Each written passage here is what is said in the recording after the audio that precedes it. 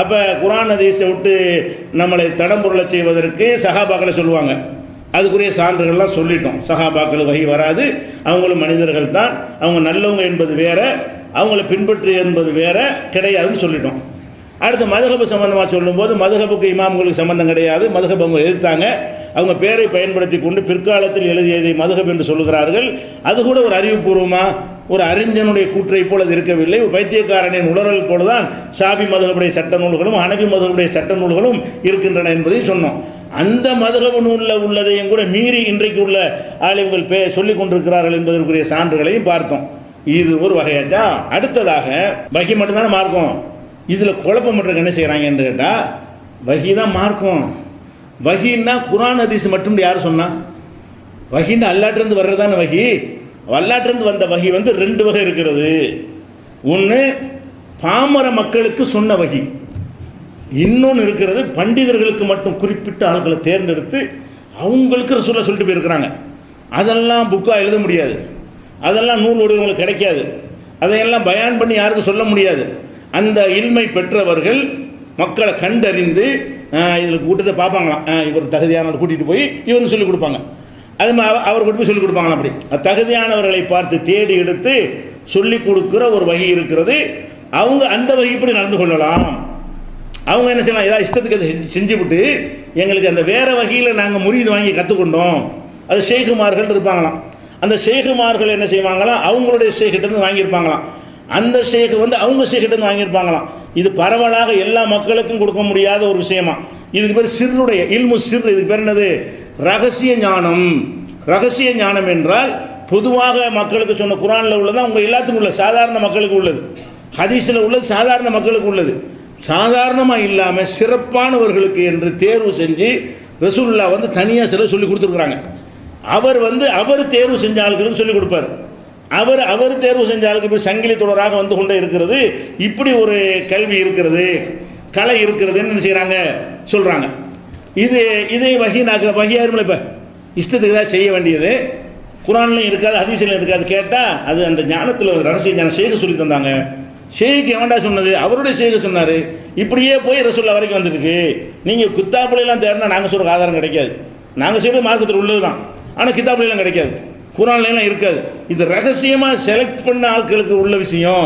நாங்கள் அந்த லிஸ்ட்டில் முறிது வாங்கியிருக்கிறோம் என்று சொல்லி கொண்டு இஷ்டத்துக்கு விளையாடுவதற்காக இந்த இல்மு சிர்ருங்கிற ஒரு பேரில் ஒரு ரகசிய மெஞ்ஞானம், இது பேர் இந்த மெஞ்ஞானம்னு பேர். இந்த மெஞ்ஞானம்னு ஒன்று இருக்குது, ரகசிய ஞானம் இருக்குது அப்படின்னு சொல்லுகிறார்கள். ஆனால் மார்க்கத்தில் அப்படி ரகசிய ஞானம் ஒன்று இருக்கான்னு கேட்டால் இல்லை. ஏன்னா அல்லாஹ்வுடைய ரசூலுக்கு எதையெல்லாம் சொல்லி கொடுத்தானோ அதை வந்து அவங்க எத்தி வைக்கணும். வைக்கலைன்னா நடக்கிறதே வேற. ரசூலுல்லாஹ்வுக்கு அல்லாஹ் ஒரு செய்தியை கொடுத்துட்டான்னு சொன்னால் எதுக்காக அல்லாஹ் கொடுக்குறான்? அனைத்து மக்களுக்கும் சொல்வதற்கு தான் கொடுக்குறான். இப்போ நபிகள் நாயகம் ஸல்லல்லாஹு அலைஹி வஸல்லம் என்ன செய்வாங்கன்னு கேட்டால், அந்த கடைசி ஹஜ்ஜில் கூட எல்லா செய்தியும் சொல்லிவிட்டு அலாஹல் பல்லகுத்து, எனக்கு அல்லாஹ் சொன்ன செய்தியெல்லாம் உங்களுக்கு சொல்லிவிட்டேனா, அலாஹல் பல்லகுத்து உங்களுக்கு எத்தி வைத்து விட்டேனா கேட்பாங்க. அப்போ மக்கள் ஆமான்னு சொல்லுவாங்க. அப்போ ரசூல் ஸல்லல்லாஹு அலைஹி வஸல்லம் அல்லாஹு மஷ்ஹத், இறைவா நீ சாட்சி, இவ்வளோ மக்களும் சாட்சி சொல்லியிருக்கிறார்கள், நீ சொன்ன எந்த ஒரு விஷயத்தையும் நான் கூட்டாமல் குறைக்காமல் மக்களுக்கு எத்தி வைத்து விட்டேன். அப்போ யாராவது ஒரு சஹாபி எந்திரிச்சு இல்லையே இந்த முக்கியமான ஆளுகளுக்கு தனியாக சில சொல்லிக் கொடுத்தீங்கள அதை எத்தி வைக்கலன்னு சொல்லணும் யாராவது கேட்டாங்களா? யாராவது பிற்காலத்திலே சொல்லியிருக்கிறாங்களா? அப்போ ரசூல் ஸல்லல்லாஹு அலைஹி வஸல்லம் தமக்கு வழங்கப்பட்ட அந்த எத்தி வைத்தல் என்கிற பொறுப்பை, ரசூலுடைய டியூட்டி அதுதான். அல்லாஹ்ட்டேருந்து வர்ற செய்தியை மக்களுக்கு சொல்கிறது அவருடைய ஒரே டியூட்டி. அந்த டியூட்டியை அவங்க என்ன செஞ்சாங்க, சரியாக செஞ்சாங்க என்று இருக்கும் பொழுது ரகசியமாக சிலருக்கு மட்டும் சொன்னார்கள் என்பது இதுக்கு மாற்றமாக இருக்குது. இது புகாரில் 105வது ஹதீஸில் இது பார்க்கலாம். அதே மாதிரி அல்லாஹ் குர்ஆனில் என்ன சொல்கிறான்டா, 2வது அத்தியாயத்தில் 159 160 வசனங்களில் சொல்கிறான், இன்னல்லதீன யக்துமூன மா அன்ஸல்னா மினல் பையினாத்தி வல் ஹுதா மின் பாதி மா பையன்னாஹு லின்னாஸி பில் கிதாப். இந்த வேதத்தில் மக்களுக்கு நாம் தெளிவுபடுத்திய பிறகு இதை யார் மக்களை விட்டு மறைக்கிறாரோ உலாயிக யல்அனுஹுமுல்லாஹ், அவர்களை வந்து அல்லாஹ் சபிக்கிறான். யல்அனுஹுமுல்லாயினூன், சபிப்பதற்கு தகுதியானவர்களும் சபிக்கிறார்கள் அப்படின்னு அல்லாஹ் வந்து சொல்கிறான். அப்போ அல்லாஹ்ட்டேருந்து ஒரு செய்தி வந்துவிட்டால் அதை மறைக்கக்கூடாது. அப்போ ரசூல் ஸல்லல்லாஹு அலைஹி வஸல்லம் 2 பேருக்கு மட்டும் சொல்லி மற்றவங்களுக்கு சொல்லணும்னா மறைக்கிறது தானே. மறைக்கிற பொதுவாக அனைவருக்கும் சொல்லி என்கிற விஷயத்தை 2 பேருக்கு மட்டும் சொல்லி இந்த 1 லட்ச ரூபா கொடுக்குறாங்க அப்படின்னு சொல்லி கவர்மெண்ட்டில் கொடுக்குறாங்கன்னு ஒரு அறிவிப்பு வருது. எல்லோரும் சொன்னதை எல்லோரும் வாங்குவீங்க, 2 பேர் கூப்பிட்டு வாங்கிக்க இப்படின்னு சொன்னால் இது மறைக்கிறதா இல்லையா? எல்லாருக்கும் கொடுப்பது அவன் அறிவிச்சிருக்கிறான். இவன் இடையில உட்காந்து 2 பேருக்கு மட்டும் சொன்னான்னு சொன்னால் மீதி பேருக்கு அந்த உதவி கிடப்பதை தடுக்கிறான், மறுக்கிறானா இல்லையா? அப்படி செய்தால் லானத்து சாபத்துக்குரிய வேலை என்று அல்லாஹ் சொல்கிறான். அப்போ நபிகள் நாயகம் ஸல்லல்லாஹு அலைஹி வஸல்லம் அவங்களுக்கு சொல்ல எந்த ஒரு விஷயத்தையும் இது உனக்கு மட்டும் உள்ளது, இது உனக்கு மட்டும் உள்ளதுன்னு பிரித்து சொன்னதே கிடையாது. அப்படி சொன்னால் அவங்க குற்றவாளி ஆயிடுவாங்க, மறைக்கக்கூடாது. அவங்க தெளிவுபடுத்துவதற்காகத்தான் ரசூலாக அனுப்பப்பட்டார்கள் என்று 2:159 வசனத்தில் சொல்லி காட்டுகிறான்.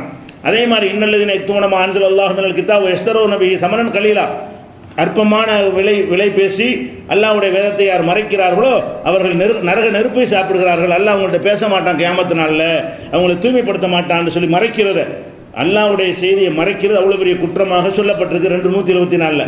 அதே மாதிரி அல்லாஹ் குர்ஆனில் சொன்னான், யா அய்யுஹர் ரசூல், ரசூலே பல்லிகுமா உன்சில இலைக்கும் ரப்பிக்க, உன் இறைவனிடமிருந்து அருளப்பட்டதை எடுத்து சொல்லிவிடு. இல்லம் தஃபால், அப்படி சொல்ல தவறினால் ஃபமா பல்லகத ரிசாலத்துஹு, என் தூதை நீ சொன்னவர் ஆக மாட்டாய். நான் ஒரு செய்தி உனக்கு தந்துட்டேன் என்று சொன்னால் மக்கள்கிட்ட சொல்லிடணும். கொஞ்சம் பேருக்கு சொல்ல, அதிகமான பேருக்கு மறைத்து விட்டு 2-3 பேருக்கு சொன்னால் அவங்களுக்கு சொல்லலை என்று ஆகிறது. அப்படி செய்தால் ஃபமா பல்லகத ரிசாலத்துஹு, அவனுடைய தூது செய்தி எடுத்து சொன்னாலாக நீ ஆக மாட்டாய், அதில் குறை வைத்ததாக நான் எடுத்துக்கொள்வேன் என்று ரசூல் ஸல்லல்லாஹு அலைஹி வஸல்லம் அவர்களை அல்லாஹ் 5:67 வசனத்தில் கண்டிக்கிறான். அதே மாதிரி அண்ணன் சொல்கிறான்ல, மறைவான விஷயங்கள் சிலதை ரசூல்மார்களுக்கு நான் அறிவித்து கொடுக்குறேன். எதுக்கு அறிவித்து கொடுக்குறேன்னு கேட்டால் அவர் மக்களுக்கு சொல்கிறாரா என்பதற்கு தான் அறிவித்து கொடுக்குறேன். அதை கண்காணிக்க தனி மலக்கு நியமிச்சிருக்குங்கிறான் அல்லாஹ். ரசூல்மார்களை அனுப்பி மக்களுக்கு சொல்லணுன்னு கரெக்டாக சொல்லிடுவார். இருந்தால் அல்லாஹ் என்ன செய்யணும், அவருடைய பவரை காட்டுறதுக்காக வேண்டி ரசூலை அனுப்பிட்டு இந்த ஆளுக்கு பின்னாடியே போ, சொல்கிற செய்தி நான் ஒழுங்காக சொல்கிறாரான்னு பாரு அப்படின்னு ஒவ்வொரு ரசூல் அனுப்பும் போதும் அந்த ரசூல் ஒழுங்காக சொல்கிறார். நமக்கு எப்படி கிராமன் காத்திபின் உட்கார்ந்து எழுதுகிறாங்களோ அந்த மாதிரி எழுதுவதோட ஸ்பெஷல் எழுத்தாளர்கள் யாருக்கு, ரசூல்மார்களுக்கு சொன்ன செய்தி வகி வந்தவுடனே ஜிப்ரீல் சொன்னவுடனே கவனிப்பார் மலக்கு, இதை இவர் வச்சுக்கிறாரா, மக்களுக்கு சொல்கிறாரா அப்படின்னு நல்லா இதில் சொல்கிறான். 72வது அத்தியாயத்தில் 28வது வசனத்தில் சொல்லி காட்டுகிறான், இன்னஹு யஸ்லுக்கு மின்பைனி யதைஹி வ மின் கல்ஃபிஹி ரஸதா, அவருக்கு முன்னரும் தூதருக்கு முன்னரும் பின்னரும் ஒரு கண்காணிப்பாளரை நான் நியமித்து வைத்திருக்கிறேன். லியஅலம அன்கத் அப்லகு ரிசாலாத்தி ரப்பிஹிம், ரப்புடைய ரிசாலாத்தை தூது செய்திகளை இவர்கள் சொன்னார்களா என்று கண்டறிவதற்காக தூதர்மார்களுக்கு நான் செய்தியை மக்களுக்கு சொல்ல சொல்கிறேன். அவர் அனைத்தையும் சொல்லாமல் 2 விஷயத்தை சொல்லி 4 விஷயத்தை சொல்லாமல் இருக்கிறாரா, சாதகமானதை சொல்லி பாதகமானதை சொல்லாமல் இருக்கிறாரா, எது லாபம் அதை சொல்லிவிட்டு கஷ்டம் தரக்கூடிய சொல்லாமல் இருக்கிறாரா, இதையெல்லாம் கண்டுபிடிப்பதற்காக வேண்டி அவருக்கு முன்னரும் அவருக்கு பின்னரும் கண்காணிப்பாளர்களை நியமித்து வைத்திருக்கிறேன் என்று 72வது அத்தியாயத்தில் 28வது வசனத்தில் எல்லாம் சொல்லி காட்டுகிறான். அப்போ என்ன இதில் வழங்குது, ரசூல்மார்கள் எதை மறைச்சிட முடியாது, அவங்களுக்கு கட்டளையை போய் கரெக்டாக செய்வாங்க. ப்ளஸ் என்ன பண்ணுறான், எல்லாமே கொண்டு கண்காணிக்கக்கூடிய மலக்குகள் வேறு தனியாக கவனிச்சுட்டு இருக்கிறாங்க. ஒரே டியூட்டி, சிங்கிள் டியூட்டி தான் அவங்களுக்கு. என்ன டியூட்டி, இவர் ஒழுங்காக சொல்கிறாரா இல்லையா, வேறு எதையும் பார்க்க மாட்டாங்க. இந்த தூதர் ஒழுங்காக மக்களுக்கு சொல்கிறாரா, அப்போ ஒவ்வொரு தூதருக்கும் நான் இப்படி நியமித்து வைத்திருக்கிறேன்னு எல்லாம் சொல்லி இருக்கும் பொழுது அப்போ ரசூல் எப்படி கொஞ்சத்தை சொல்லி கொஞ்சம் பேருக்கு சொல்லாமல் இருப்பாங்க. அதே போல் எல்லாம் சொல்கிறான் 14:52 சொல்கிறான், ஹாதா பலாகுல் லின்னாஸ், இது மனித குலத்திற்கு சென்றடைய வேண்டிய செய்தி அப்படிங்கிறான். மனித குலம்னா யாரும் விடக்கூடாது. 2 பேருக்கு சொன்னால் மனித குலமா, அல்லாட்டன்னு ஒன்று செய்தி 2 பேருக்கு சொல்லிவிட்டு 98 பேருக்கு சொல்லவில்லை என்று சொன்னால் அது மனித குலத்துக்கு சென்றடைய வேண்டிய செய்தியாக இல்லை, மனித குலத்துக்கு மறுக்கப்பட்ட செய்தியாக இருக்கிறது. ஆனால் அல்லாஹ் எப்படி சொல்லி காட்டினா, முகமது இந்த செய்தி உனக்கு தருவது பலாகுல் லின்னாஸ், அனைத்து மனிதர்களுக்கும் சென்றடைய வேண்டியது என்று சொல்லி காட்டுகிறான் 14:52. அதே மாதிரி ரசூல்மார்களுடைய வேலை என்னவென்றால், இன்னமா அலா ரசூலினல் பலாகுல் முபீன், ரசூலுடைய வேலையை தெளிவாக சொல்கிறது. அங்கே அனுப்பியிருக்கிறேன், சொன்னது அப்படி சொல்லி பண்ணவர், அவர் இஷ்டத்துக்கு ஆளுகளை தேர்ந்தெடுத்தலாம் சொல்ல முடியாது, அனைவருக்கும் சொல்ல வேண்டும் என்று 64:12 சொல்லி காட்டுகிறான். அதே மாதிரி 3:20 சொல்லி காட்டுகிறான், 5:92 சொல்லுகிறான், 24:54 சொல்கிறான். இது எல்லாத்திலுமே என்ன என்று கேட்டால் ரசூல்மார்களுடைய வேலை தெளிவாக சொல்லிவிடணும், ஒன்று கூட வச்சுக்கிற கூடாது. அப்போ எல்லாத்தையும் எல்லாருக்கும் சொல்லணும்னு அல்லாஹ் சொல்லியிருக்கும் போது நபிமார்கள் குறிப்பாக சில பேருக்கு மட்டும் ஸ்பெஷலாக சொல்லி உனக்கு மட்டும் இதை வச்சுக்க அப்படின்னு சொன்னார்கள் என்பது சரியாக இருக்குமா?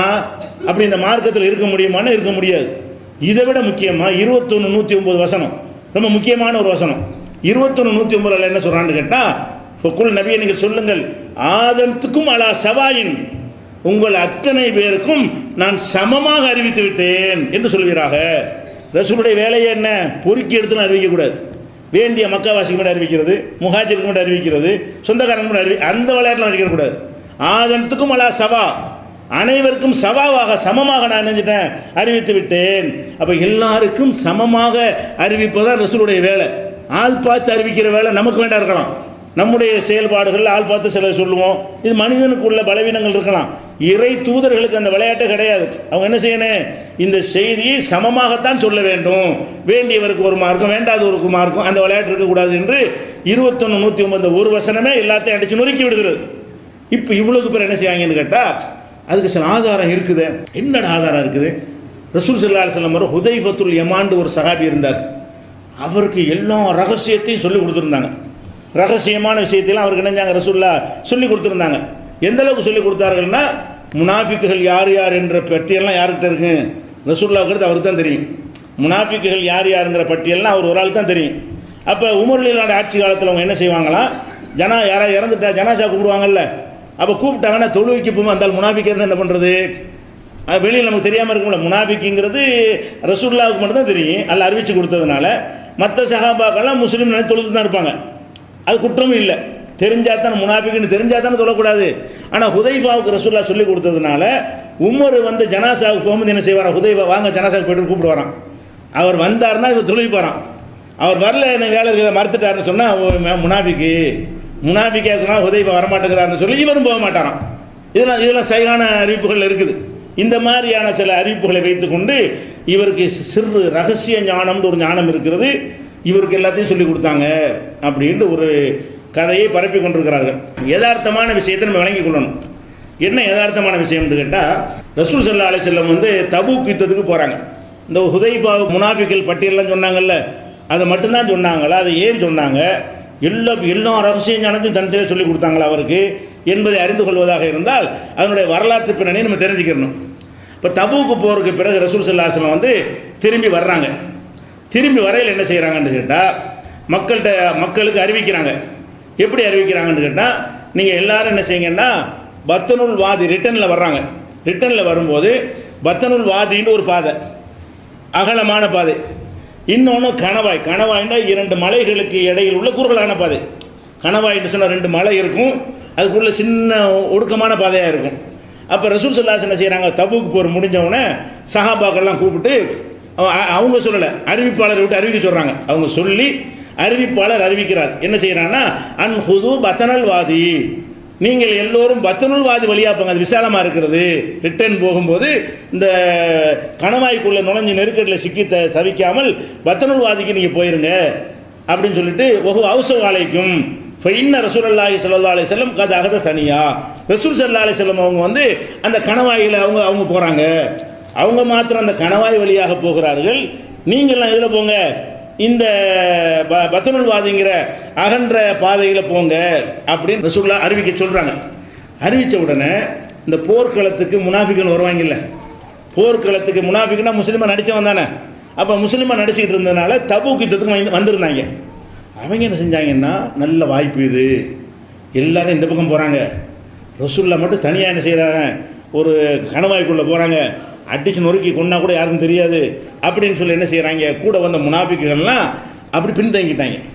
எல்லாரும் போகும் பொழுது எல்லாரோடையும் போகாமல் நம்ம ரசூல் ஸல்லல்லாஹு அலைஹி வஸல்லம் அவர்களை வந்து பின்தொடர்ந்து போய் அவங்கள அட்டாக் பண்ணிடுவோம் அப்படிங்கிறதுக்கு பிளான் பண்ணி முனாஃபிக்குகள்லாம் என்ன செய்கிறாங்க, போர்க்களத்துக்கு வந்த முனாஃபிக்குகள் அப்படி பின்தங்கிக்கிறாங்க. பின்தங்கின உடனே ரசூல் ஸல்லல்லாஹு அலைஹி வஸல்லம் அந்த கணவாய் வழியாக போகும் பொழுது இந்த ஹுதைஃபா தான் அந்த அவங்களுடைய குதிரைக்கு முன்னாடி பிடிச்சி கூட்டிகிட்டு போகிறார். குதிரை என்ன வழி நடத்தி கூட்டிகிட்டு போவாங்க இல்லையா, ரசூலுல்லாஹ் குதிரையில் உட்காந்துட்டு இருக்கிறாங்க. முன்னாடி என்ன செய்கிறாங்க, ஒரு ஹுதைஃபா முன்னாடி வந்துகிட்டு இருக்கிறாரு. அம்மார் இப்னு யாசிர் பின்னாடி வர்றாரு. மொத்தமாக 3 பேர் தான் போகிறாங்க. அம்மார் இப்னு யாசிருடைய மகன் இருக்கார்ல, ஏற்கனவே சொல்லியிருக்கோம்ல, அந்த சுமையாவுடைய மகன், அவர் அம்மார் அவர்கள் என்ன செய்கிறாங்கன்னா பின்னாடி வந்துக்கிட்டு இருக்கிறாங்க. முன்னாடி ஹுதைஃபா போகிறாரு. மேலே குதிரையில் வந்து ரசூல் ஸல்லல்லாஹு அலைஹி வஸல்லம் பயணப்பட்டு போகிறாங்க. போகும்போது என்ன செய்கிறாங்கன்னா பின்னாடியே வர்றாங்க.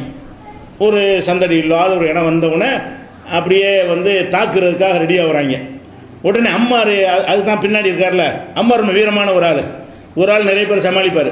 அவர் என்ன செய்கிறார், டக்குன்னு பார்த்துட்டு வாள் எடுத்து வந்து சுழட்டி தாக்க ஆரம்பிச்சோன்னே ஓடி போயிட்டாங்க. எவ்வளோ பேர் இருக்காங்கன்னு தெரியல, ஆனால் அம்மாரை கொண்டு அல்ல அவங்களுக்கு பயம் காட்டினான். ஓடி போயிட்டாங்க.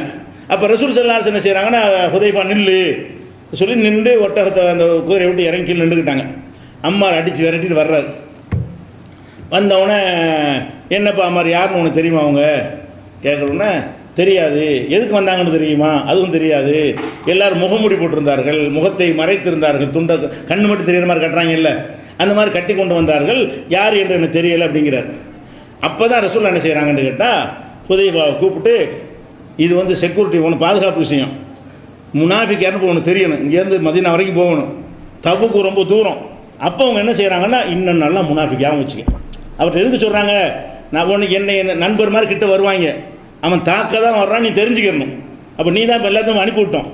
எல்லோரும் அகன்ற பாதையில் போயிட்டுருக்குறாங்க, நாம் குறுகலான பாதையில் 3 பேர் தான் போயிட்டுருக்குறோம். அப்போ வரக்கூடியவன் முஸ்லீம் நினைக்கி சஹாபி நினச்சி நீ பாட்டுக்கு கிட்ட நெருங்க விட்டுருணுமா இல்லையா? அதுக்கு தான் என்ன செய்கிறாங்கன்னு கேட்டால், ஹுதைஃபாவை கூப்பிட்டு, இந்த நாள் இந்த பேர் உள்ளவன்லாம் முனாஃபிக்கு, ஆனால் இதை நீ யார்ட்டையும் சொல்லக்கூடாது, செக்யூரிட்டிக்காகத்தான் உனக்கு சொல்கிறேன், என்னுடைய ரகசியத்தை உனக்கு சொல்கிறதுக்காக இல்லை, வஹீல அல்லாஹ் எனக்கு சொல்லித்தந்தான், அது வேறு விஷயம். உனக்கு சொல்வது எதுக்குன்னு கேட்டால், நீ பாதுகாவலராக இப்போ நிற்கிற, நீ வந்து என்ன செய்யணும், வரக்கூடியவன் முனாஃபிக்கு யார், நெஜ சஹாபி யாருன்னு உனக்கு தெரியணும். அப்போ நீ கண்காணிப்பதற்காக வேண்டி அந்த தபூக் யுத்தத்தில் தான் அவர் சொல்லிக் கொடுக்குறாங்க. முனாஃபிக்களுடைய பெயர்களை சொல்லிக் கொடுக்குற, யாருக்கு ரகசியத்தை சொல்லிக் கொடுத்து ஒரு செலக்ட் பண்ணி அவர் சிறந்த ஒரு ரகசிய ஞானங்கள் அதுக்கு சொன்னது கிடையாது. அன்றைக்கி அவசியம் ஒரு யுத்த காலத்தில் ஒரு முக்கியமான ஆட்களை சிலர் சொல்லிக் கொடுப்பாங்க.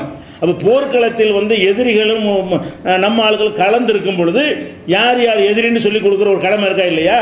தெரிஞ்சு இருக்கும்போது என்ன செய்வோம், நம்மளை கூட சொல்லுவோம், எல்லாம் கலந்துருக்கும் போது நம்ம சில ஆள் கூட்டம் செய்வோம், நம்ம கவனிச்சுக்கன்னு சொல்லுவோம். நம்மளே என்ன செய்வோம்னு கேட்டால், ஒரு கூட்டம் கூடி இருக்கிறீங்க, வேறு ஒருத்தர் 2-3 பேர் ஊடுருவி இருக்கிறான், கல்லை விட்டு எரிஞ்சிருவாங்க மாதிரி டவுட் இருக்குது, நம்ம என்ன செய்வோம், மாவட்ட நிர்வாகம்லாம் கூப்பிட்டு இந்த ஆட்களை கவனிச்சிக்கிறங்க, அவங்க பக்கத்தில் நீங்கள் நின்றுக்கிறங்க, அப்படிலாம் நம்ம சொல்லி ஏற்பாடு பண்ணுறதுனா அசம்பாவிதங்கள் நடக்கிறது இல்லை. விஷமத்தனமான ஆட்கள், சந்தேகப்படுற ஆட்கள் தென்பட்டால் அதுக்கெல்லாம் கண்காணிக்கிற ஏற்பாடு நம்மெல்லாம் பண்ணுவோம். இது ரசூலுல்லாஹ் கற்றுக்கிட்ட ஒரு முறை. அப்போ நபி ஸல்லல்லாஹு அலைஹி வஸல்லம் அவங்க என்ன செய்கிறாங்கன்னு கேட்டால், இதுக்காக வேண்டி அவருக்கு சொன்னாங்க, அவர் தெரியுங்கிற நிஜம், ஆனால் யார்ட்டையும் சொல்லாதங்கிற கரெக்டாக கடைப்பிடிச்சார். அவர் அளவுக்கு ஜனாசாவுக்கு போக மாட்டார், அதை வச்சுக்கிட்டு முனாஃபிக்கிட்டு நுழைஞ்சிக்கிட்டு மற்றவங்க போகாமல் சில பேர் இருந்திருக்காங்களே தவிர, வேறு என்ன சிறுலாம் அவர் தெரிஞ்சு சாஹிபு சிறுன்னு பேரை வச்சுக்கிட்டாங்க. என்ன சிறு என்ன ரகசியத்தெல்லாம் ரசூல் அப்படி சொல்லிக் கொடுத்தாங்க, ஒன்றை தவிர இந்த ஒன்றை எதுக்கு சொல்லிக் கொடுத்தாங்க? இவர் தான் மொத்தத்தில் தகுதியானவர்னு சொல்லி கொடுத்து, அபூபக்கரோட தகுதியானவர். அப்போ இவர் ஹுதைஃபா என்பவர் வந்து இந்த சிறை ரகசியத்தை சொல்லிக் கொடுப்பதற்கு அபூபக்கரை விட, உமரை விட, உஸ்மானை விட, அலியை விட, சொந்த மருமகனை விட இவர் தகுதியானவர் அப்படி தேர்ந்தெடுத்து சொல்லிக் கொடுத்த விஷயமா? யார் பாதுகாவலாக இருக்கோ அவர் தானே சொல்லிக் கொடுக்க முடியும். பாதுகாப்பு சம்மந்தம் இல்லாதவங்களுக்கு அதையும் சொல்லணும். இப்போ நமக்கு ஒரு செக்யூரிட்டி மாதிரி போட்டிருக்கா, நிர்வாகம் கூப்பிட்டு என்ன செய்வாங்க, இந்த மாதிரி டவுட்டாக கவனிச்சுக்கிறேன்னு சொல்லுவாங்க. ஒரு முதலமைச்சருக்கு செக்யூரிட்டி போடுவாங்க. அப்போ என்ன செய்வாங்க, அந்த செக்யூரிட்டிக்கு தனி கிளாஸ் நடத்துவாங்க. இன்னும் ஆளுங்கள்லாம் அந்த படத்தை காட்டி இவங்கெல்லாம் ஒரு திட்டத்தை பார்த்துக்கிறங்க அப்படின்னு சொல்லி வச்சுருப்பாங்க. அவருக்கு தான் தெரியும். அது முதலமைச்சருக்கு உள்ள செக்யூரிட்டிக்குள்ள பன்னீர்செல்வத்துக்கு தெரியாது. அதனால் இவர் நெருக்கம்னு அர்த்தமா, ரகசியம் சொன்னாங்கன்னு அர்த்தமா? அப்போ ஹுதைஃபா ரலியல்லாஹு அன்ஹு அவர்களுக்கு வந்து முனாஃபிக்குகள் யார் என்கிற பட்டியல் வந்து பாதுகாப்பு நிமித்தமாக தபூக்கிலிருந்து மதீனா சேரும் வரைக்கும் அவர் தான் காவலராக இருக்கிறாரு. ஒவ்வொரு வினாடி கவனிக்கணும். அந்த ஆளுக்கு ரசூலுல்லாஹ் யாரை சொல்லி அடையாளம் காட்டினா அவன் வந்தால் போட்டு தள்ளிடுவார் அவர். அதுக்காக வேண்டி அவரை வந்து அவர் சொல்லி கொடுத்தாங்களா, நீங்கள் சொல்கிற அர்த்தம் சொன்னாங்களா?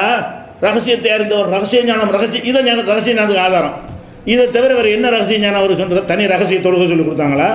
ரகசிய நோன்பு சட்டம் ஏதாவது சொல்லி கொடுத்தாங்களா? ரகசிய ஜக்காத் சட்டம் ஏதாவது சொல்லி கொடுத்தாங்களா? அவருக்கு ரகசியமாக ஒரு புது அக்கீதா ஏதாவது சொல்லி கொடுத்தாங்களா? இந்த பேரை சொல்லி கொடுத்தாங்க, ஒரு தேவைக்கு சொல்லி கொடுத்தாங்க, ஒரு நிர்வாக தேவைக்காக வேண்டி என்ன செய்தாங்க, சொல்லி கொடுத்தார்கள். இதுதாங்க ஆதாரம். ரகசிய ஞானம் இருக்கிறது. அப்போ ஹுதைஃபா தான் யாருக்கும் சொல்லலை, உனக்கு எப்படி தெரியும்? ஹுதைஃபா வந்து வச்சுக்கிறோம், ரகசிய ஞானம் வச்சாங்க. உமர் கூட அவர் சொல்லலை.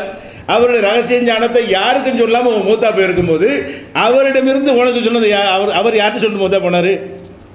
அவரிடமிருந்து யார் கற்றுக்கொண்டா? சும்மா விட்டு அடிக்கிறது, ஏதாவது கிடைக்காது தேடி பார்ப்பாங்க. இது கொஞ்சம் ஒர்க் அவுட் ஆகும்போது தெரியுது, அப்படித்தான் தேடுறது. ஆதாரத்தை வச்சுட்டு முடிவு எடுக்கிறது இல்லை, ரகசிய ஞானத்தை ஒரு முடிவு எடுத்துக்கிறது. ஏதாச்சும் ஒர்க் அவுட் ஆகாமல் இதை கொஞ்சம் சொல்லி பார்ப்போம், இப்படி தானே தவிர இந்த மாதிரியான ரகசிய ஞானம்லாம் ஒன்றுமே கிடையாது. மார்க்கத்தில் விளைவிக்கணும். அது போக அதுக்கு மாற்றமாக இருக்குது. அனைவருக்கும் சமமாக அறிவித்து விட்டேங்கிறாங்கல்ல, அதுக்கு மாற்றம். இது சமமாக மார்க்க விஷயமா இருந்தால் எல்லாத்தையும் தான் சொல்லியிருப்பாங்க. பாதுகாப்பு சம்மந்தப்பட்ட விஷயத்தை சம்மந்தப்பட்டு தான் சொல்லுவாங்க. பாதுகாப்பு தொடர்பான ஒரு விஷயத்தை வந்து எல்லாருக்குமே சொல்லணும் அவசியம் கிடையாது. அப்போ அது யார் யார் இந்த பாதுகாப்பு துறையில் இருக்கிறார்கள் அவர்களுக்கு சொல்லுவார்கள். அது மார்க்க சம்மந்தப்பட்டது இல்லை, அரசியல் நிர்வாக சம்மந்தப்பட்ட ஒரு விஷயம். அதே மாதிரி வந்து அபூ ஹுரைரா சம்மந்தப்பட்ட ஒரு ஹதீஸ் இருக்குது. அவர் என்ன செய்கிறாருன்னு கேட்டால், ஹஃபில்து மின் ரசூலில்லாஹி ஸல்லல்லாஹு அலைஹி வஸல்லம் விஆஇனி, ரசூல் ஸல்லல்லாஹு அலைஹி வஸல்லம் அவரிடமிருந்து 2 பை அளவுக்கு செய்திகளை நான், பையின்னு உதாரணத்துக்கு சொல்கிறார், 2 சாக்கு பை அளவுக்கு நான் செய்திகளை மனனம் செய்திருக்கிறேன் அப்படிங்கிறார். இப்போ அம்மா அகதுகுமா, அந்த 2 பையில் ஒரு பையில் உள்ளதை பசத்துஹு எல்லாருக்கும் நான் சொல்லிவிட்டேன். எல்லாரும் நான் சொன்னதில்ல, அதான் அந்த ஒரு பையில் உள்ளது தான். அம்மல் ஆகரு, இன்னொரு பையில் இருக்குத அந்த செய்திகளை பொறுத்த வரைக்கும் ஃபலோ பசத்துஹு, அதை நான் சொன்னேனையானால் குத்திய ஹாதல் புல்வும், என்னுடைய அந்த தொண்டைக்குழி அறுக்கப்பட்டு விடும். அதை சொன்ன அறுத்து விடுவாங்க, கொண்டு விடுவாங்க என்னைய, அதனால நான் சொல்ல மாட்டேன் அப்படிங்கிறார்.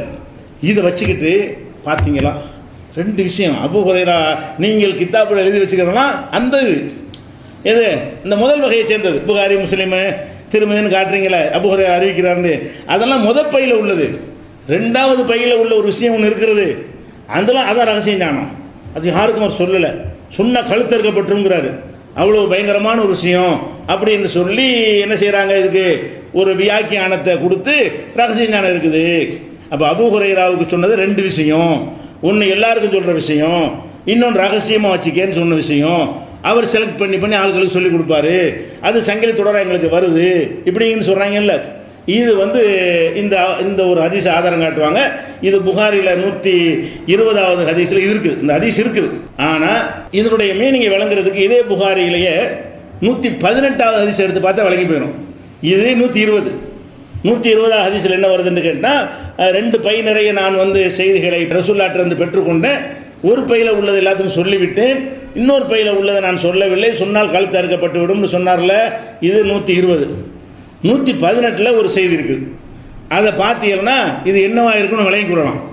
அதில் என்ன வருதுன்னு கேட்டால், இன்னன்னாசை அபூ ஹுரைரா சொல்கிறார், இன்னன்னாசை யக்கூலுன அக்ஸர் அபூ ஹுரைரா, மக்கள் எல்லாம் பேசிக்கொள்கிறார்கள் அபூ ஹுரைரா ரொம்ப அறிவிக்கிறாரு. அந்த காலத்தில் அவருக்கு அந்த பேர் வந்துருச்சு, ஹதீஸ் ரொம்ப ஜாஸ்தி அவர் அறிவிக்கிறாரு எல்லாரையும் விட அப்படின்றது விமர்சனமாக ஒரு குறையாகவே மக்களால் பேசப்படுச்சு. இவர் வாட்டுக்கு ஹதீஸ் வச்சுங்கிறார், விட்டு அடிக்கிறாரோ என்கிற மாதிரியான ஒரு கருத்துப்பட சஹாபாக்கள் காலத்திலேயே ஒரு விமர்சனம் வந்துவிட்டது. அந்த விமர்சனத்துக்கு ஒரு பதில் சொல்றார், இன்னன்னாசை யக்கூலுன அக்ஸர் அபூ ஹுரைரா, அபூ ஹுரைரா அதிகமாக அறிவிக்கிறார் என்று மக்கள் எல்லாம் குறை சொல்கிறார்கள். உலகுல ஆயத்தான ஃபீ கிதாபில்லா, அல்லாஹ்வுடைய கிதாபில் 2 வசனங்கள் இருக்கிறது, அது மாத்திரம் இல்லை என்று சொன்னால் மா ஹத்தஸ்து ஹதீஸன், ஒரு ஹதீஸ் அறிவிக்க மாட்டேன். எதுக்கு அறிவிக்கிறான்னு எதுக்கு அறிவிக்கிறேன்? 2 ஆயத்து இருக்கு. 2 ஆயத்து என்னன்னு கேட்டால், நான் ஏற்கனவே சொன்ன 2 ஆயத்து தான். மறைக்கிற விஷயம், அல்லாஹ்வுடைய வேதத்தை மறைத்தார்களே ஆனால் அல்லாஹ் சபிக்கிறான், சபிப்பதற்கு தகுதியானவர் சபிக்கிறார்கள் வசனம் இருக்குல்ல, அந்த 159 160 அந்த வசனத்தை சொல்லி காட்டி, இந்த மாதிரி வசனம் குர்ஆனில் இருக்குது, மறைக்கிறது பாவம்னு இருக்குது, சாபத்துக்கு ஒரு எதுன்னு இருக்கிறது, அதுக்கு பயந்துக்கிட்டு தான் கேட்டு தான் போட்டு அறிவிக்கிறேன், இல்லாட்டி ஒன்றுமே வாய் திறந்து பேசாமல் இருந்துருவேன், அறிவிக்காமல் இருந்தால் மறைத்த குற்றமாகிடும். அப்போ அபூ ஹுரைரா என்ன சொல்கிறாருன்னு கேட்டால், அதிகமான ஹதீஸுகளை நான் அறிவிப்பதற்கு என்ன காரணம் என்றால், ஹதீஸுகளை மறைக்கக்கூடாது என்று, அல்லாஹ்வுடைய செய்தியை மறைக்கக்கூடாது என்று குர்ஆனில் இருக்கிறது, மறைச்சால் கடும் குற்றம் என்று இருக்கிறது. அந்த குற்றவாளி ஆகக்கூடாது என்பதற்குத்தான் எனக்கு தெரிஞ்ச ஹதீஸ் எல்லாத்தையும் போட்டு அறிவிச்சிட்டு இருக்கிறேன், இல்லைன்னா ஒரு ஹதீஸ் அறிவிக்க மாட்டேன் அப்படின்னு சொல்லிட்டு அப்புறம் சொல்கிறார், இன்ன இஹ்வானனா மினல் முஹாஜிரின், முஹாஜிர்களான எங்களுடைய சகோதரர்கள் இருக்காங்களா, மக்காவிலேருந்து வந்தவங்க, அவங்களுக்கெல்லாம் காண யூசுகிலும் சபகுபில் அஸ்வாக், கடைவீதியில் போய் சம்பாதிக்கிறது அவங்களுக்கு தேவையாக இருந்தது, அப்படி போயிடுவாங்க எல்லாருமே. நான் ஒருத்தன் பள்ளியாசில் கிடப்பேன், முஹாஜிர்கள் அப்படி போயிடுவாங்க, அன்சாரிகள் எல்லாம் தங்களுடைய தோட்டந்துறவுகளை அதை கவனிப்பதற்கு சென்று விடுவார்கள். அப்போ அந்த நிலையில் பள்ளிவாசலில் நான் ஜாஸ்தியாக இருந்ததுனால எனக்கு ஜாஸ்தியாக தெரிஞ்சு, அவங்க அதிகமாக ஒதுக்கிற நேரம் அவங்களுக்கு ஜாஸ்தியாக தெரியவில்லை. இந்த காரணத்தினால் எனக்கு நிறைய தெரிந்தது. இதை கூட சொல்வதற்கு காரணம் நிறைய ஹதீஸ் அறிவித்து பெருமை அடையணும் என்பதற்காக வேண்டி இல்லை, எதற்காகத்தான் சொல்கிறேன், மறைப்பது குற்றமாகிவிடுமே, அதான் செய்கிறேங்கிறார். அதனால தான் நான் என்ன வயிறு பசியோடு இருந்து கொண்டு அப்படி சொல்கிறார். பிஸ்வை பத்தன் பிஷபை பத்தனிக்கு, அவங்கெல்லாம் வயிறு நிறைய இருக்கும்போது அவங்க நல்லா சாப்பிட்டு இருக்கும்போது நான் என்ன செய்கிறேன், அவங்க வராத சபைக்கு நான் வர்றேன், அவங்க கேட்காததெல்லாம் நான் கேட்குறேன், நிறைய செய்தி ஏங்காதில் படுது, அதை மறைக்கிற குற்றம் என்ற காரணத்தினால் நான் சொல்கிறேன், ரொம்ப ஹதீஸ் சொல்கிறேன்னு பேர் சொல்கிறீங்க, இதுதான் காரணம்ங்கிறார். பெண்ண மேட்டர்னா அபூ ஹுரைரா விளங்கி இருக்கிறாரு, மார்க்கத்தை மறைக்கக்கூடாது, ஹதீஸை சொன்னதுக்கு என்ன காரணங்கிறாரு, மறைச்சா பெரிய குற்றம், அல்லாஹ்வுடைய மார்க்கத்தை மறைக்கிறது பயங்கரமான குற்றம்னு சொல்கிறார். அப்படி இருக்குமையானால் 2 பையன் மக்கள்கிட்ட சொல்லியிருப்பாரு, அப்போ என்ன விளங்குதுன்னு கேட்டால், மார்க்கத்தை மறைக்கக்கூடாது தெளிவாக விளங்குனவர் ஒன்றை மறைத்தார், அது மார்க்க சம்பந்தப்பட்டது இருக்காது. ஒரு செய்தி நான் சொல்லிவிட்டேன், இன்னொரு செய்தியை சொல்லலைங்கிறார்ல, அந்த இன்னொரு செய்தி மார்க்க சம்பந்தமாக இருக்குமா? இருக்க முடியாது. ஏன் இருக்க முடியாது? இவர் அவ்வளோ அழகாக விளங்கி வச்சிருக்காரு. அல்லாஹ்வுடைய செய்தியை மறைப்பானையானால் அல்லாஹ்வின் சாபம், மாணவர்களுடைய சாபம், நல்லவருடைய சாபமெல்லாம் ஏற்படும் என்று கடும் கண்டனம் இருக்கிறது. அப்படி இருக்கும்போது மார்க்கத்தை மறைத்திருக்க மாட்டார் அவர். அப்போ என்னத்தான் மறைச்சிருப்பாரு? அவர் அடிக்கடி சொல்லுவாராம், அல்லாஹும்ம இன்னி அஊதுபிக்க மின் ரஸித்தீன், இறைவா 60ஆம் ஆண்டு துவக்க 60 ஆரம்பம் இருக்குல்ல, 60ஆம் ஆண்டு துவங்குதுல, அதை விட்டு என்னை காப்பாற்றி விடு. இமாரத்து சிபியான், சிறுவர்களுடைய ஆட்சியிலிருந்து என்னை காப்பாற்றி விடு என்று என்ன செய்வார்னா அவர் அடிக்கடி துவா செஞ்சுட்டு இருப்பார். இப்போ என்னென்ன 60ல் தான் யசீத் ஆட்சிக்கு வர்றாரு. இந்த யசீதுடைய ஆட்சி நடக்குது இல்லையா, சின்ன வயசில். அப்போ யசீத் என்பவர் இதைத்தான் ரசூல் அறிவிச்சிருக்கான்னு விளங்குது. அப்போ இது அந்த காலம் வரைக்கும் நான் இருந்தேன்னு சொன்னால் என்னை தீர்த்து கட்டிவிடுவாங்க. அதை நான் அந்த ரசூலுல்லாவுடைய எச்சரிக்கையெல்லாம் நிறைய இருக்குது. பிற்காலத்தில் வரக்கூடிய ஆட்சியாளர்கள் அவங்க செய்கிற அநியாயங்கள் இதையெல்லாம் ரசூலுல்லாஹ் சொல்லி கொடுத்துருக்குறாங்க. இது மக்களுக்கு தேவையில்லை. அது அறிஞ்சு நமக்கு ஆக போகிறது ஒன்றும் இல்லை. அதில் அமல் கிடையாது, ஒரு கொள்கை கிடையாது. நமக்கு அவசியம் நிர்வாக சம்பந்தமாக சில விஷயங்கள் அது. அதை நான் சொன்னேனையானால் ஆட்சி அதை கழுத்தை அறுத்து விடுவாங்க. அதை நான் மறைச்சிக்கிட்டேன். என்னுடைய சேஃப்டிக்காக, பாதுகாப்புக்காக வேண்டி அதை மறைச்சேன். ஆனால் மார்க்க சம்பந்தப்பட்ட எதையும் நான் மறைக்கலை அப்படிங்கிறதுக்கு தான் அவர் துவா செஞ்சார். 59 அவரை மூத்தாக்கிட்டான். 60ல் இருந்தாருன்னா பஞ்சாயத்து ஆயிருக்கும். எந்த 60ஆம் ஆண்டு வேணாம்னு துவா செஞ்சாரோ அல்லாஹ் நினைச்சிட்டான், இந்த ஆட்சிகள்லாம் வருவதற்கு 1 வருஷத்துக்கு முன்னாடியே அவரை அல்லாஹ் மரணிக்க செய்து விட்டான் என்று வரலாற்றில் ஆதாரப்பூர்வமான வரலாறு ஃபத்துல் பாரி போன்ற நூல்களையெல்லாம் ஆதாரத்தோடு எடுத்துக்காட்டி சொல்கிறாங்க. அப்போ என்ன விளங்கன்னு, அபூ ஹுரைராவிட்டு 2 செய்தி ரசூலுல்லாஹ் சொன்னாங்க. ஒன்று, எதிர்காலத்தில் வரக்கூடிய குழப்பங்கள், இந்த கர்பலா, அலி முஆவியா சண்டை, ஆயிஷா அலி சண்டை, இப்படி சஹாபாக்களுக்குள்ள மோதிக்கொண்ட விஷயங்கள், அது மாதிரியான பல விஷயங்களை அவருக்கு சொல்லியிருக்கிறாங்க. அவர் என்ன பண்ணுறாருன்னா பிரிக்கிறாரு. இது இபாதத்துக்கு என்ன இருக்குது, வணக்க வழிபாடு விஷயம் நம்ம சொல்லிட்டு போவோம், இந்த பையை தனியாற்றி வச்சுக்கிடுவோம், இதை போய் மக்கள்கிட்ட போய் சொல்லிட்டு சொன்னால் நான் அது டவுட்லாம் வந்துடும். அது பேர் சொல்லியிருந்தாருன்னு சொன்னால் ஒரு சார் என்ன பண்ணுவாங்க, நீ அவங்களுக்கு சார்பாக பேசுகிறேன்டுவாங்க. ரெண்டுமே முஸ்லீம்களாக இருக்கும்போது எதை சொன்னாலும் நீ அவங்கள்ட்ட காசு வாங்கிட்டு பேசுகிறேன்னு சொன்னாலும் சொல்லிவிடுவாங்க. பல காரணத்துக்காக நினைஞ்சிருக்கலாம். இது நமக்குள்ளே வச்சுக்கிறோம், இதில் இபாதத்துக்கு சம்பந்தம் கிடையாது, இதை வச்சு மார்க்க சட்டம் ஒன்றும் உண்டாக முடியாது, இதனால் நம்ம வாட்டுக்குள்ளே வச்சுக்கிறோம். இதைத்தான் மறைச்சிருப்பாரே தவிர மார்க்கத்தை மறைக்கக்கூடாதுன்னு அவர் அழகாக விளங்கி வச்சிருக்கிறாரு. அதுக்கு தானே இவ்வளோ கெட்ட பேரை வாங்கிட்டு மூட அதிசயம் கூட அறிவிச்சார். என்ன வேணாலும் சொல்லி தொலைஞ்சிட்டு போ, அதிகமாக அறிவிக்கிறாருன்னு. நான் அந்த குற்றவாளியாக விரும்பலை. அல்லாஹ்வுடைய எந்த ஒரு செய்தியும் மறைச்ச குற்றம் எனக்கு வேணாம் அப்படி நடந்தார் என்பதை பார்க்கும் பொழுது இதுலேயும் ரகசிய ஞானத்துக்கு ஒன்றும் இல்லை. சரி, அப்படி வச்சுக்கிடுவோம். நீ ரகசிய ஞானம் உனக்கு அபூ ஹுரைரா யார்கிட்ட சொன்னார்? அவர் தான் ஒத்தட்டையும் சொல்லல. 59 மூத்தா போயிட்டார்ல, ஹிஜ்ரி 59. 59க்கு முன்னாடி அவரிடத்தில் சந்தித்து இந்த ரகசிய ஞானத்தை எல்லாம் உருகுனவர் யார் சொல்லு. அவர் ஒருத்தருக்கும் சொல்லாமல் போயிட்டேன்னா இல்லை இப்போ விடு, அப்படியே அப்படி ஒன்று இருந்திருந்தா கூட அது அபூ ஹுரைராவோட குளோஸு. இப்போ என்ன ரகசிய ஞானம்? அவர் யாருக்கு தான் சொல்லலையே. அவர் சொல்லவும் இல்லை, அப்படி சொல்லி இருந்தாலும் அதுக்கு தொடர்ச்சி இல்லையே, அது முடிஞ்சு போயிடுச்சே. அப்போ அந்த மாதிரி சிந்திச்சு பார்த்தார்களே. ஆனால் இது ரகசிய ஞானம் என்பதற்கு ஒரு எந்த ஒரு வகையில் இந்த ஆதாரம் நிற்காது. அடுத்து என்னென்னு கேட்டால், இந்த ரகசிய ஞானத்துக்காரங்க எல்லோரும் என்ன பண்ணுவாங்கன்னு கேட்டால், இதெல்லாம் ஷியாட்டேருந்து வந்தது, எதாக இருந்தால் அழிட்டு கொண்டே முடிப்பாங்க. இந்த தரிக்கான்னு வச்சுக்கிறாங்க பார்த்தீங்களா, ஷாதிலியா தரிக்கா, காதிரியா தரிக்கா, நக்ஷபந்தியா தரிக்கா, சுகரவர்தியா தரிக்கா, இப்படின்னு எக்கச்சக்கமான தரிக்காக்கள் வச்சுருக்கிறாங்க. இந்த தரிக்காவெல்லாம் பார்த்தீங்கன்னு சொன்னால் இவர் ஒரு ஷேக்கிட்ட முறிதாவார். அந்த ஷேக்கு இன்னொரு ஷேக்கிட்ட பையத்து வாங்கியிருப்பார், அவர் இன்னொருத்தர் வாங்கியிருப்பார். இப்படியே போய் அழிட்டு போய் முடிப்பாங்க. அம்புட்டு பேருமா இந்த தரிக்காவில் அவ்வளவு பேர் எங்கே போய் முடிப்பாங்கன்னு கேட்டால் அவருடைய முதல் கூறு யார்?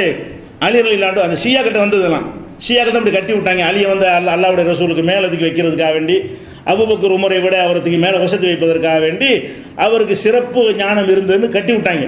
அந்த அடிப்படையில் என்ன செய்கிறாங்கன்னு கேட்டால், அலி ரலியல்லாஹு அன்ஹு மர்மங்கிற வகையில் அவருக்கு நிறைய தனித்தனியாக ரசூலுல்லாஹ் ரகசியமாக சில சொல்லி இருந்தாங்க. நாங்கள் இந்த பையத்து வாங்கி அலி வேண்டிய ஆளுக்கிட்ட அவர் சொல்லுவார், அவங்க வேண்டிய ஆள்கிட்ட சொல்லுவாங்க. அது மாதிரியான எங்கள் ஷேகு நான் இன்னைக்கு ஷேக் ஆகிட்டேன்னா நானும் என்ன செய்வேன், எனக்கு வேண்டிய ஆள் கொண்டு சொல்லிக் கொடுப்பேன்.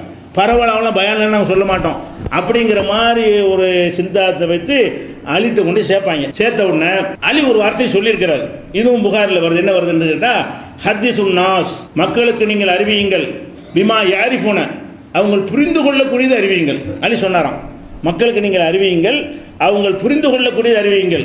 அத்துஹிப்பூன அய்யு கதபல்லாஹு ரசூலுஹு, அல்லாஹ்வும் ரசூலும் பொய்ப்படுத்தப்படுவதை நீங்கள் விரும்புகிறீர்களா? புரியாத ஒன்று சொன்னேன்னு வைங்களேன், அல்லாஹ்வே பொய்ப்படுத்திட்டு போயிடுவாங்க, ரசூலை பொய்ப்படுத்திட்டு போயிடுவாங்க. அதனால் மக்களுக்கு புரிகிற விதத்தில் நீங்கள் சொல்லுங்கள், புரிகிற விஷயங்களை சொல்லுங்கள் என்று அலி சொன்னார்னு ஒரு செய்தி புகாரியில் 127வது ஹதீஸில் இருக்குது. இதை எடுத்துக்கிறாங்க. பத்தியலா, அவர்கிட்ட ஏதோ விஷயம் இருக்குது. அவர் என்ன சொல்கிறாரு, மக்களுக்கு சொல்கிற விஷயம்னு சில வச்சிருக்கிறாரு, மக்களுக்கு சொல்லாத விஷயம் சில வச்சிருக்கிறாரு. அதையெல்லாம் சொன்னால் அல்லாஹ்வையே குறை சொல்லிடுவாங்க, ரசூலையே குறை சொல்லிவிடுவாங்க. அந்த மாதிரி விஷயமாக்காது. அப்படியான விஷயம் அலிட்ட இருந்தது என்று சொல்லி இந்த புகாரில் உள்ள இந்த மாதிரி ஹதீஸ்களை ஆதாரம் காட்டி அது ஒரு ரகசிய ஞானம் இருக்குது அப்படிங்கிற மாதிரி கொண்டு வர்றாங்க.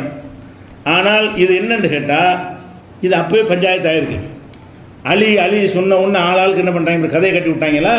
அலிக்கு ரகசியமாக ரசூலுல்லாஹ் சொல்லி கொடுத்தாங்க, அவருக்கு மட்டும் தெரிஞ்ச சிலது இருக்குது, அது முக்கியமான ஆட்கள் வழியாக அவங்களுக்கு கிடைக்கும், அவங்க அவுலியாக்கள் மகான்களாக தேர்ந்தெடுத்து அவங்க சொல்லிக் கொடுப்பாங்கன்னு சொல்லிட்டு இருந்தாங்க.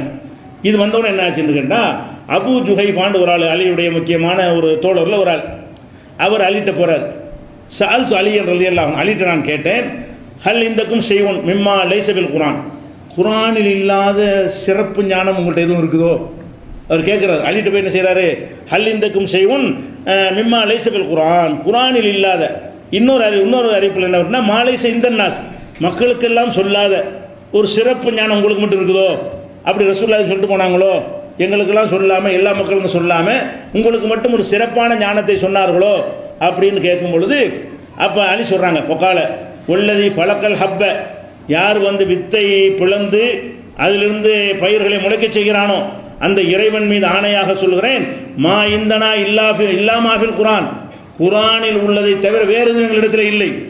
அப்படி சிறப்பாகலாம் ரசூலுல்லாஹ் மர்மங்கிற முறையில் ஒன்றும் சொல்லித் தரவில்லை. அதாம இல்லா பகமன் யூத்தாரஜுலன் ஃபி கிதாபிஹி, அல்லாஹ்வுடைய வேதத்தில் ஒரு மனிதனுக்கு கொடுக்கப்படுற விளக்கம் இருக்குல்ல, அதை தவிர அதை வச்சு நான் சிந்தினா சில வழங்குவேன். அது மாதிரி சில அறிவு சில கூடுதலாக இருக்கும். எல்லாரும் குரான் வசனத்தை படித்தாலும் ஒருத்தர் மேலோட்டமாக வழங்குவார், கொஞ்சம் உள்ள போய் சில பேர் வழங்குவாங்க. அப்படியாக சில மனிதருக்கு அல்லாஹ் கொடுப்பான ஒரு அறிவு, அதை தவிர வேறு எதுவும், குரானை தவிர வேறு எதுவும் எனக்கு ரசூலுல்லாஹ் ஸ்பெஷலாக சொல்லி தந்ததில்லை. உங்களுக்கெல்லாம் என்ன மார்க்கத்தை சொன்னார்களோ அந்த மார்க்கத்தை தான் எனக்கும் சொன்னார்கள் அப்படின்னு சொல்லிட்டு அப்புறமா என்ன செய்கிறாங்க, யாவும் வந்து ஒரு வாள் உரை வச்சிருக்கிறாங்க. அந்த வாள் உரை எடுத்து இந்த வாள் உரைக்குள்ள சில விஷயங்கள் இருக்குது, அதையும் ரசூலுல்லாஹ் சொன்னார்கள். அதுதான் நான் மட்டும் இருக்கும் ஒரு சொன்னாங்க, அது அனைவருக்கும் சொன்னாங்களான்னு எனக்கு தெரியாது, அதை கூட நான் சொல்லிவிடுறேன் அப்படிங்கிறாங்க. அவர் கேட்குறாரு, அந்த உரைக்குள்ள அப்படி என்ன இருக்கிறது? இந்த உரையில் ஒரு செய்தி இருக்கிறது, அது என்னிடத்தில் ரசூலுல்லாஹ் சொன்னாங்க, அதை எழுதி நான் வச்சுக்கிட்டேன், அது எனக்கு மட்டும் உள்ளதா அனைவருக்கு உள்ளதான்னு உங்களுக்கு டவுட் வருது இல்லையா, அதையும் சொல்லிவிடுறேன். அவர் கேட்குறாரு, மாஃபி சஹீபத்தி, அந்த உரைக்குள்ளே என்ன, அப்படி அந்த பேப்பரில் என்ன வச்சுருக்கிறீங்க அப்படின்னோடனே அவர் என்ன செய்கிறாருன்னு கேட்டால், அல் அக்குலு ஓ ஃபிகாக்குல் அசீர் அல்லாஹ் குத்தல முஸ்லிமின் பி காஃபிரின், 3 செய்தி அதில் இருந்துச்சு. அது என்னென்னு கேட்டால், அந்த நஷ்டஈடு கொடுக்குறோம்ல, ஒரு கொலைக்கு நஷ்டஈடு, ஒரு காயப்படுத்த நஷ்டஈடு, பல்லு உடைச்சா நஷ்டஈடு, இந்த நஷ்டஈடின் சட்டங்கள், நஷ்டஈடு வழங்குகிற சட்டங்கள், கைதிகளை விடுவிக்கிற சட்டங்கள், அதே மாதிரி வந்து ஒரு காஃபிருக்காக முஸ்லிமை கொல்லக்கூடாது என்கிற மாதிரியான அந்த 3 செய்தி மட்டும்தான் ஒரு தடவை எனக்கு ரசூலுல்லாஹ் சொன்னாங்க. இதுதான் ரகசியம் நினச்சிங்கல்ல, அதையும் சொல்லிவிட்டேன். இப்போ எல்லாத்துக்கும் பொதுவாக போச்சு, வேறு ஒன்றும் கிடையாது. இந்த ஒன்றை தவிர வேறு இது ஒன்று தான் தனியாக சொல்லியிருப்பாங்க போல இருக்குது வீட்டில் வச்சு. அவர் நினச்சிட்டாரு, இது யாருக்கும் சொல்லாத செய்தியாக இருக்க போது, இதை போட்டு இதையும் உடச்சி விட்ருவோம் அப்படின்னு சொல்லிட்டாரு. முடிஞ்சு போச்சு கதை. அப்போ ரசூல் ஸல்லல்லாஹு அலைஹி வஸல்லம் அவர்கள் அலிக்கு என்ற விசேஷமான ஒரு ஞானத்தையும் கொடுக்கவே இல்லை. எல்லாருக்கும் சொன்ன அந்த குரானை தான் அவருக்கும் சொன்னார்கள், எல்லாருக்கும் சொன்ன அந்த ஹதீஸை தான் அவருக்கும் சொன்னார்கள். ஒரு 3 சட்டத்தை மட்டும் தனியாக இருக்கும்போது சொன்னார்கள். அந்த சட்டத்தை அவர் எல்லாருக்கும் அறிவிச்சு விட்டார், அறிவிப்பாளராக இருந்து நினைச்சிட்டார், மக்களுக்கெல்லாம் சொல்லி முடிச்சுட்டார். இப்போ என்ன ரகசிய ஞானம்? அவர் தான் இல்லைன்னு தர கேள்வி குரானில் இல்லாத ஏதாவது இருக்குதா, தனியாக ரகசியமாக எதுவும் சொல்லி தந்தாங்களான்னு கேட்டு இல்லைன்னு மறுத்தாச்சு. அப்போ மறுத்த பிறகு ஏன் ரகசியம் ஞானங்கிறீங்க? அப்போ அவர் சொன்னதுக்கு அர்த்தம் என்ன அதையும் பார்க்கணும்ல. அவர் சொன்னார், மக்கள் புரிகிற விதமாக சொல்லணும்னு. அதுக்கு வந்து இருக்கிற விஷயத்தையே சபை அறிஞ்சானே இப்போ சொல்லணும்.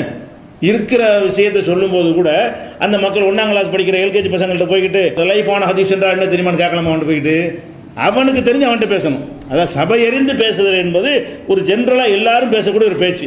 அப்போ அந்த சபைக்கு தகுந்தவாறு உள்ள செய்திகளை சொல்லணுமே தவிர உங்களுக்கு தெரிஞ்சதெல்லாம் போய் இடத்துல கொட்டிடக்கூடாது. கேட்குறவங்கள பார்க்கணும், அவங்க புரிந்து கொள்றதுக்கு தகுந்த மாதிரி என்ன செய்யணும். 10 வயசுக்காரனுக்கு அதுக்கு தகுந்த மாதிரி சொல்லுங்கள், ஆம்பளைக்கு தகுந்த மாதிரி சொல்லுங்கள், பொம்பளைக்கு தகுந்த மாதிரி சொல்லுங்கள். அனைவருக்கும் பொதுவான விஷயங்களை பொதுவாக சொல்லிட்டு போங்க. இப்போ நம்ம இதெல்லாம் பொதுவாக எல்லாரும் புரிந்து கொள்ளக்கூடிய விஷயங்கள். கொஞ்சம் ட்ரையான விஷயங்களாக இருந்துச்சுன்னு சொன்னால் ஆள் பார்த்து சொல்லுங்கிறது ஜென்ரலாக உள்ளது. அது வந்து இது இது அவருடைய சொந்த கருத்து. ரகசிய ஞானத்துக்கு இது ஆதாரமாகுமா? ஸ்பெஷலாக ஒரு ஞானத்தை கொடுத்தாங்க என்பதற்கு ஒரு ஆதாரமாக உனக்கு தெரிஞ்ச செய்தியிலேயே பார்த்து சொல்லிக்கங்கிற, வேற ஒன்றும் இல்லை. எல்லாருக்கும் தெரிஞ்ச செய்திகள்லையே இடம் பொருள் ஏவலை பார்த்து பேசிக்கொள்ளுங்கள் அப்படின்னு சொன்னதை வைத்துக்கொண்டு அலிக்கு ரகசிய ஞானம் இருந்துச்சு என்கிறார்கள். அப்போ ரகசிய ஞானம் அப்படி ஒரு வகி மார்க்கத்தில் கிடையாது. வகி தான் ஆதாரங்களில் இதையும் வகியில் ஆக்க பார்க்குறாங்க. இவங்களாம் இஷ்டத்துக்கு செஞ்சுக்கிட்டு இது வேற வகி, ரகசிய ஞானத்தில் வந்த வகை என்று சொல்லி அதை மக்களை ஏமாற்ற பார்க்கிறார்கள். அதுக்கு மார்க்கத்தில் என்ன இல்லை, இடமே கிடையாது. அதே மாதிரி வந்து இன்னொரு ஹதீஸை காட்டுறாங்க. ஒரு இன்னமின்னல் இல்மிக்க ஹையத்தில் மக்னூன் லாய் ஆலமுக இல்ல உலமாவ பில்லா, ஒரு இல்மு இருக்கிறது, அது மறைக்கப்பட்ட பொக்கிஷத்தை போல இருக்கிறது. அதை அல்லாவை பற்றி அறிந்த உலமாக்களுக்கு மட்டும்தான் தெரியும்.